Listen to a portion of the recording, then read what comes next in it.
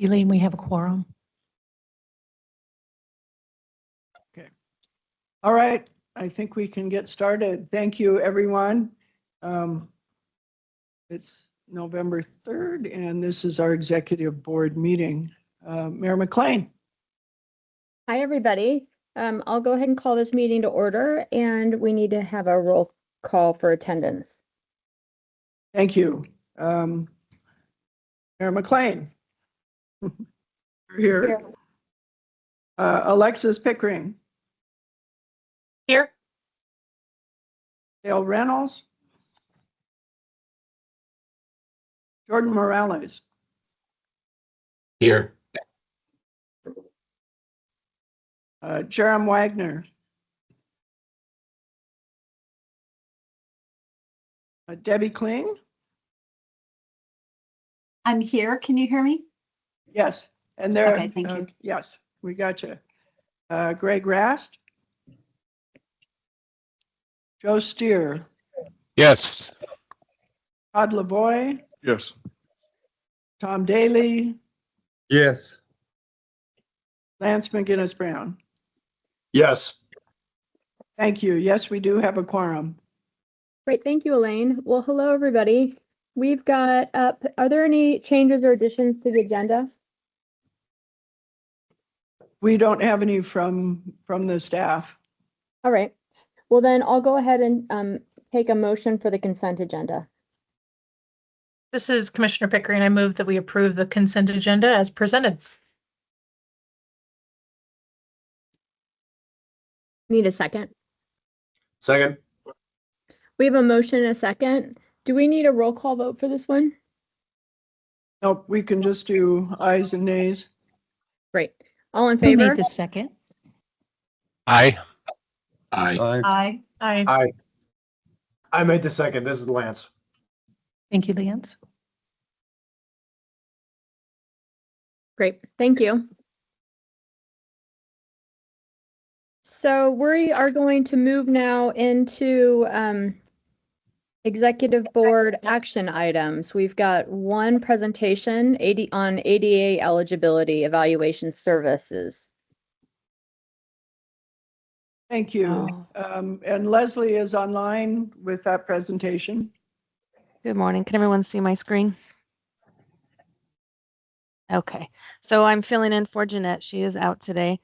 This is the ADA eligibility and evaluation services. It is an action item. VRT staff requests the executive board consider approving resolution VEB 25-009 and delegate authority to the CEO to execute a contract modification with ADA Ride. VRT conducted a request for proposal in 2021 for a trained professional to provide the functional assessments of our current riders and new applicants to be qualified as eligible for services. And this is used for Beyond Access and our access services. ADA Ride was awarded the contract for 5 years, not to exceed $190,000. Currently, with the evaluations for Beyond Access being added to this contract, the costs have increased from what we assumed was going to be conducted. Our original contract was based on estimates used for evaluating access riders only. Currently, our contract will expire in February of 2026. To do new applicants, it's $90 per applicant, and to do recertifications, it's currently $28 per applicant. The next steps we're working on is we want to modify our current contract and increase the amount to spend with ADA Ride by $45,000. The modification changes the not to exceed amount to $235,000, and we're in the process of releasing a new procurement to obtain these services before our current contract ends. So this amount will get us through the end of our current contract in February. And with that, I'll take any questions. And I'll just add one more thing. When we took over operation of Beyond Access, we learned that many of our subrecipients were not qualifying people in any formal way. They were just accepting them as customers based on, what they knew about them. And federal compliance would require us to qualify them more formally. So this is actually a step toward being better in compliance with our federal regulations. Madam Chair, this is Commissioner Pickering. Yes, go ahead. Thanks. Couple questions, Leslie. I'm really excited to see this be extended and continue on. I was just wondering, what's the timeline and I'll just share like all my questions so you can answer them all in one fell swoop. When will we be able to see the report? And then two, are they also going to be evaluating it under PROAG, or is it just strictly the existing ADA rules? And why or why not? Is it one way or the other? Thank you. So the evaluations they do, it's all American with Disabilities Act requirement questionnaires that they do. So that's what the certifications are under. There's a list of questions, and what they're doing is determining if they're eligible to ride the fixed route system. And if they're not eligible to ride that fixed route system, that's what makes them eligible for access. So that's the evaluation process they do. And I think it's a list of about 21 questions that they go through. And they also, if there were, say they denied someone and there was appeal, they would defend that appeal process and everything else. They contract with local vendors to do in-person evaluations if that needs to be had. So they take on that whole process. And then the timeline, I'm not sure the timeline for the reporting. What exactly are you asking on that one? Basically what we do at ACHD, right? We have an evaluation, we have an ADA audit, and we were given a very thorough report of where are the themes of that evaluation with that contractor, right? Where they saw that we were least likely to be meeting those federal requirements, where were we doing really well? And so I think it'd be really helpful for the board to see the trends around what they find. Is that going to be available to us? That is technically done by FTA. They do their triennial audits, and they come out and they evaluate our ADA eligibility process, and they would determine those findings. And I believe our next triennial would be in 2026. But yes, we could share any of those findings with the board. I would request that. That'd be great. Sure.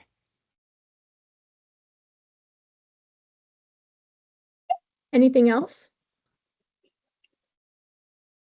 All right. If no further questions, I would take a motion.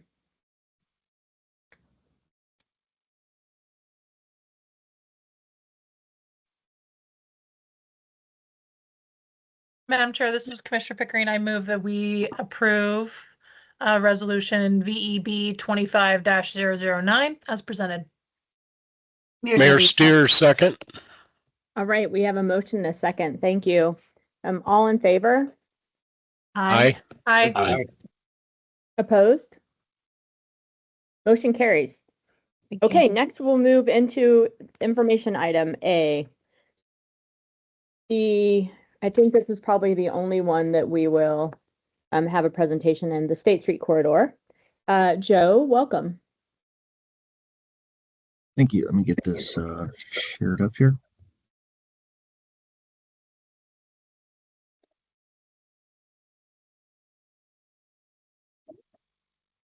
All right, so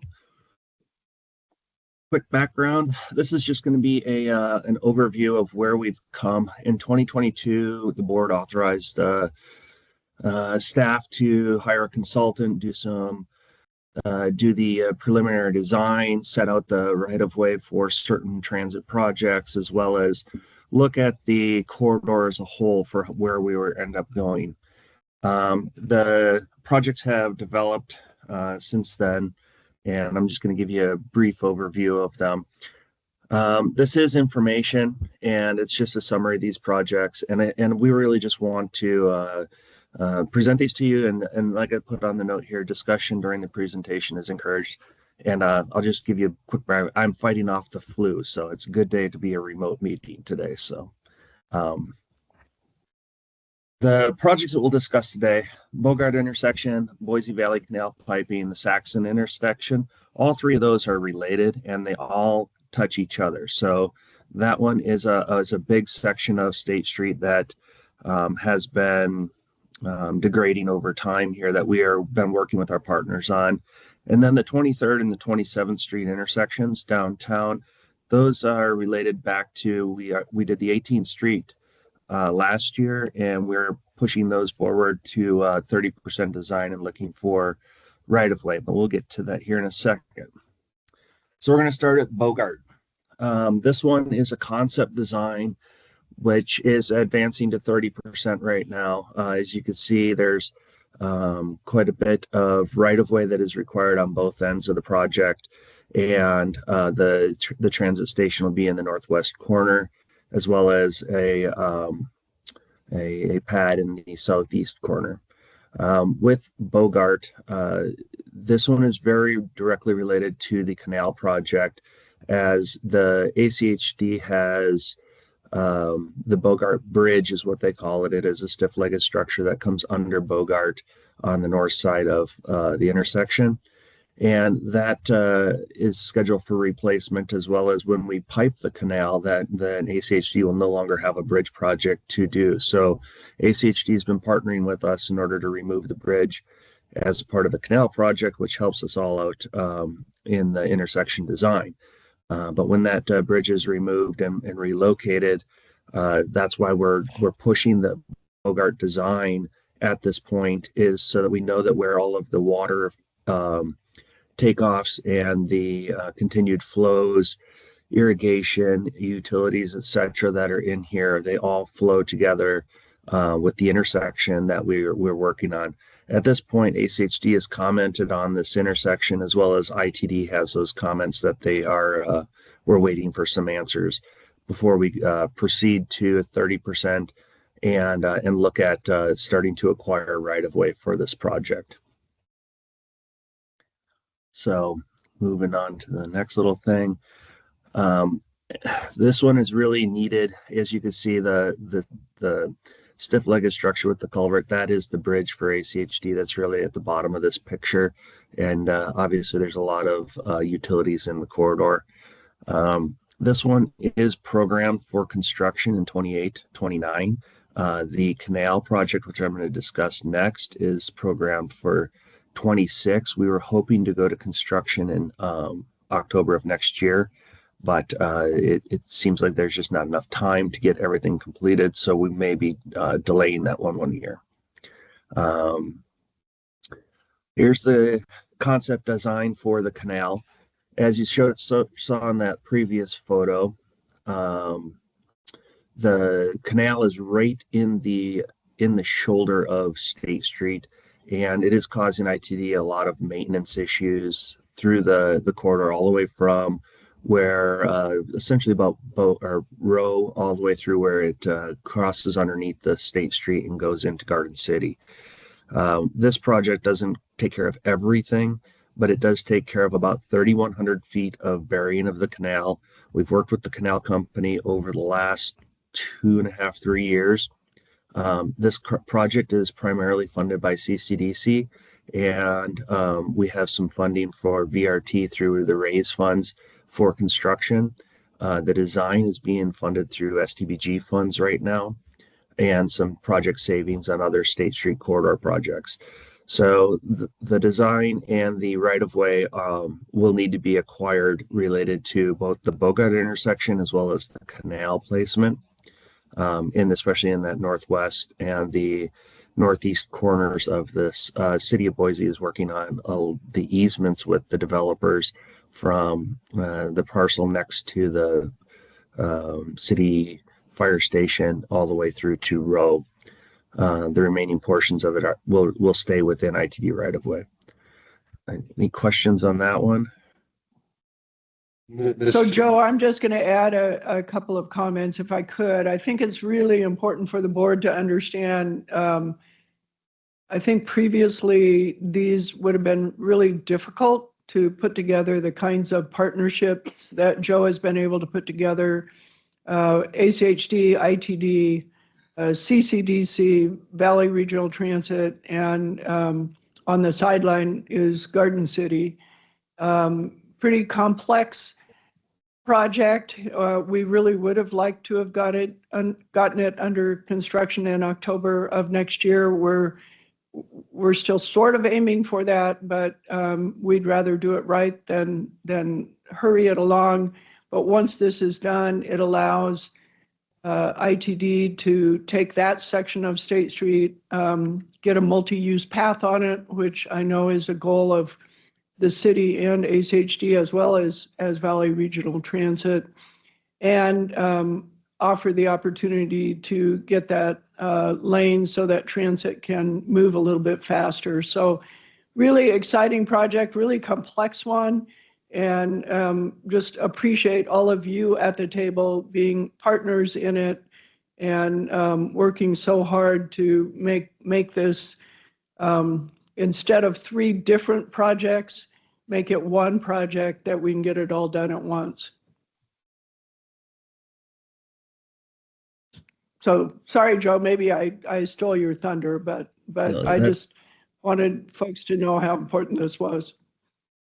Yeah, and like I mentioned up front, the project, this is really 3 projects, but it's all tied together all the way down to Saxton, right where the entrance to Walmart is. So, I mean, this is a very long section of State Street that we will be taking on as a VRT-led project. And one main thing that obviously we all know, construction around canals. I mean, the issue that we'll be dealing with is that the construction window is only when the canal is dry, which is October 15th to February 15th. So if we don't have the right-of-way complete and the plans and the permitting and everything by October of next year, that's what's going to push the project to 27. It's just things don't move as quick as you'd hope they would all the time. So we're just planning for contingency on that. All right. Madam Chair. Hello. Yes. I have a question. Sorry, I was muted. Go ahead. Madam Chair and Joe, and I'm getting an echo, but my question is the water analysis, the aquifer recharge, has any water analysis been done in terms of where that water flow and the recharge of the underground aquifer there? We haven't done an analysis. The NEPA project that was completed in 22 and 23 did address groundwater as a part of this. Groundwater at the fire station was at 4 feet, so water was very well present throughout the entire construction cycle for the fire station, and they actually dewatered back into the canal in order to do their construction. As far as the groundwater recharge, we are going to continue to provide all of the services that provide the water back out to the future subdivisions and farms. So the water will still go where it needed to go, regardless of the pipe or not. Thank you. I'd like to review that too. Madam Chair. Go ahead. Yeah, quick question or comment, Joe. I'm also, for sake of just sharing it with the group here, I also co-chair the Boise Fatal Crash Review Task Force, and there's several crashes that have happened along this corridor and adjacent to this canal where someone has died. And so I think what I'm really just personally excited to see this come through because of the safety need, not to mention also the intersectional aspect of VRT getting better service and moving cars better. But there's also a challenge with, I mean, you mentioned the utility piece, Joe, which I think is important, but also like lighting is really bad along here, which is also one of the concerns that we've had considering how many people have been hit along there. So with pedestrians or bicyclists trying to cross State Street around there. So it's a very important segment of projects that will have a lot of benefits to the area once it's done. Thank you. The other one that you didn't mention was that the canal company was telling us they take 2 to 4 cars out a year that go into the canal. Usually don't result in injuries or fatalities, but the shoulder is very soft there too, so there's no recovery room. So this is definitely a project that's multi-agency important. We're gonna jump down to Saxton. So Saxton Street is, there's a subdivision to the north and a Walmart to the south. On the north portion, there is a sidewalk that comes through, but then when you look at the asphalt to concrete transitions, all of the ADA deficiencies are in this northeast corner. Mainly, it's related to the spacing between the sidewalk and the where the poles are placed in this location. So this will be a signal project that VRT will lead with ITD and ACHD.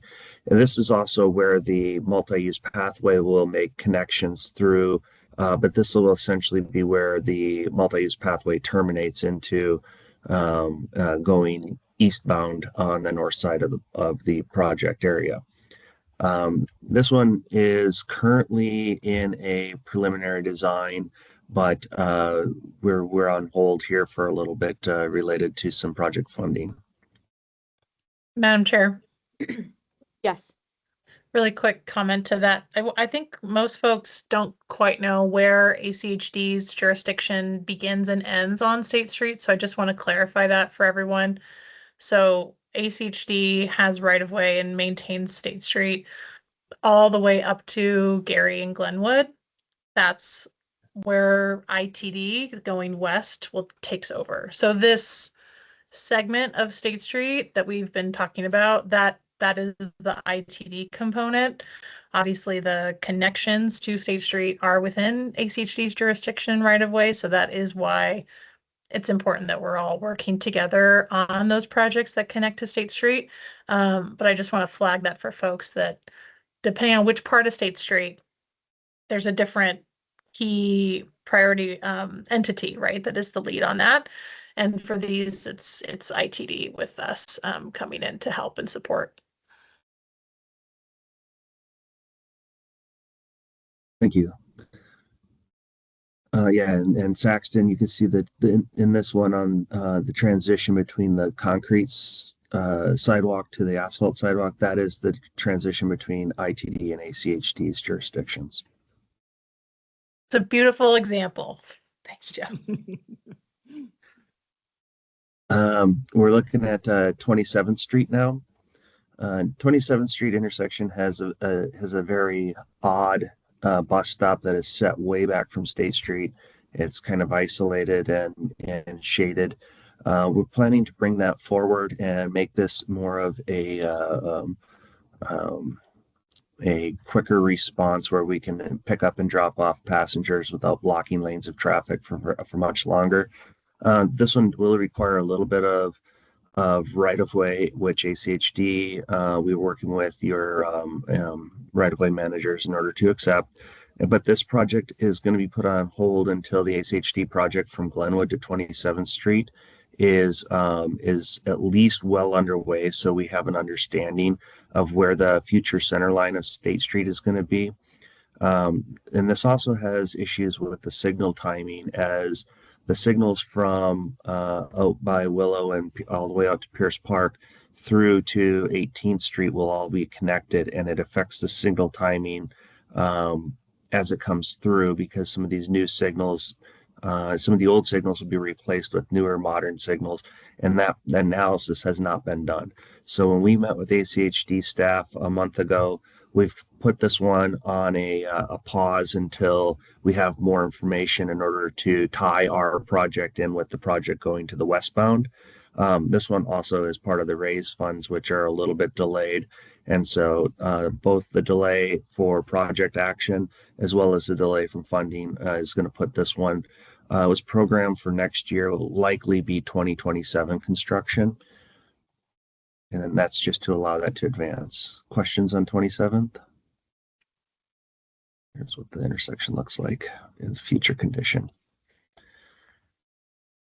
So at this intersection, I think it's important to note that because we're doing this project, the pedestrian realm, again, is going to be a place that will be much improved. The southwest corner, so in front of the little car dealership that is there today, will be rebuilt later by ACHD, but if we do the signal timing now, we can still do that west leg of the crosswalk, which doesn't exist today, and really provides a lot better, safer access for not only our transit riders, but everyone trying to access the church and the school that is adjacent. So again, I think an example of how our partnership with all of you is really paying big dividends for safety for a lot of the users in our region. So thank you again. Madam Chair. Yes. Thank you. Joe, do you mind telling us what's the spacing in the buffer zone there? Like how many feet that is between the roadway and the sidewalk or the multi-use pathway right there? Do you have that handy? Yes, I don't have that handy. We are designing these transit stations and the buffer zones there very similar to how 18th Street is. So what you see at 18th Street will be very, very similar to what's at 27th and 23rd. Okay. If that helps give you some perspective. It's generally between 40 and 50 something feet between the crosswalk and where the transit station would be. Okay. Did I not get your question right? No, I think that's probably a different. I'm just looking at that's one of the elements to my question, but the second one was really about the vertical elements within the buffer zone there. Like you've got trees, and notice there's some other like brick elements too there. So obviously those are down the road, but I think it would be really good to have some type of update around how to maximize those zones for comfort, right, as it relates to those stops and safety, because we are widening these sections. Speed is going to increase most likely. So having elements that shade that sidewalk so it's not a complete desert and heat island is going to be important, but also protecting against vehicles that might be on their phones or whatever and go onto the pathway.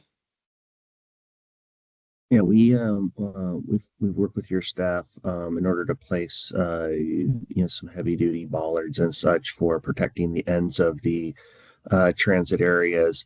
With the one that's in the northeast corner, the primary one that's being moved forward, there's a lot of utilities that are in that corridor that come through that are very shallow.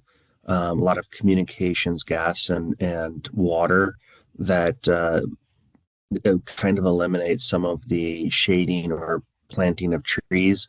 There's also just no irrigation available in that corner. We looked at that when we were doing the designs and worked with both agencies' staffs as well as City of Boise's arborists to come up with ideas for that. And so that's why we're trying to reduce any type of tree take in both 23rd and 27th. But there wasn't a whole lot of options to add additional green space up near that transit shelter in the northeast corner. Thanks for that.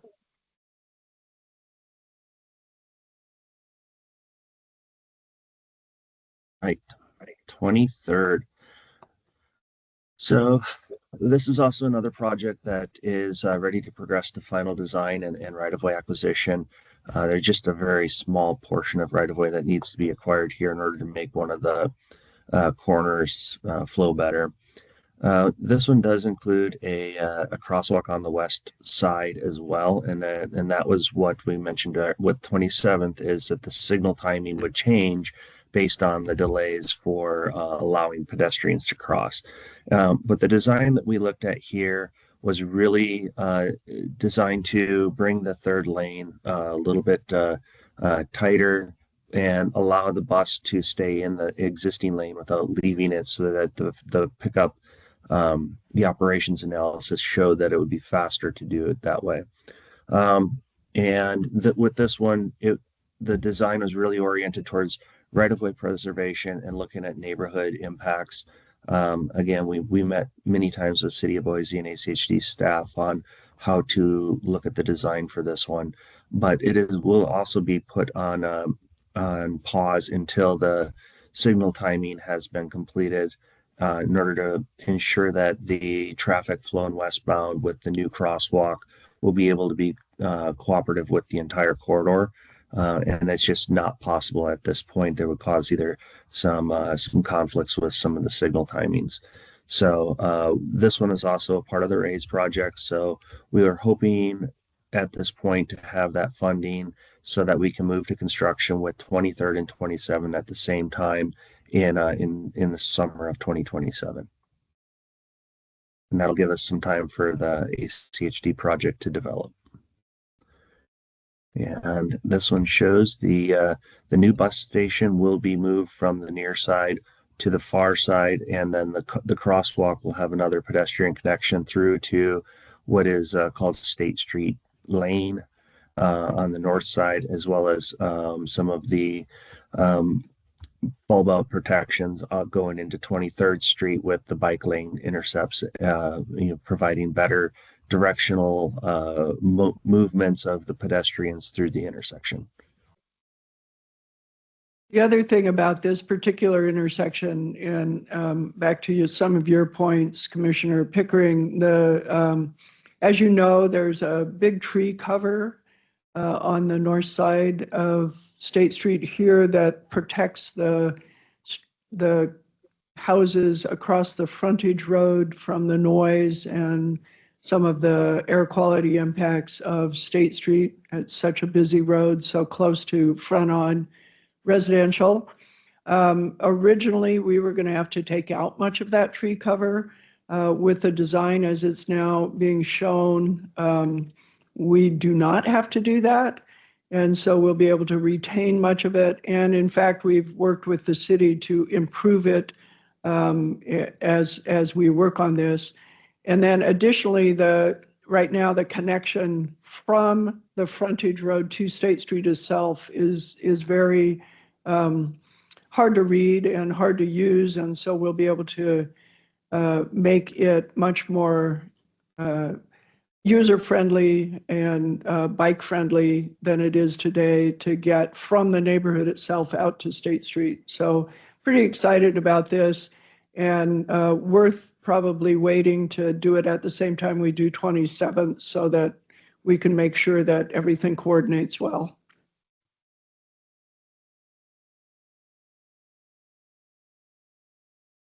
Other questions, comments? Because that is the final slide for me, and I do appreciate you guys' open discussion on this. And I'll get with Tom to provide you that groundwater information that we had from our NEPA analysis. Thank you. All right, thank you. I do believe we have an executive session. As it turns out, we did not end up getting any legislative update, and we do not need the executive session. So we'll bring that legislative update as soon as we get it. We have found a legislator who's working with us with the legislative services. So looking forward to that discussion next month.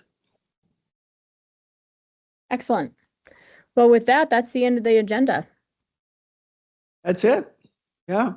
Do we need to take a motion to adjourn, or I can just adjourn us? You can just adjourn us. Alrighty, Yeah, yep, you can just call it adjourned. we are adjourned then. I'll see everybody. We're in person, right? Next month? That's right. All right. Thank See you then, very everybody. much. Thank Appreciate you. doing these remotely so we can save you all some time. Take Yeah, care. thank you. Bye-bye.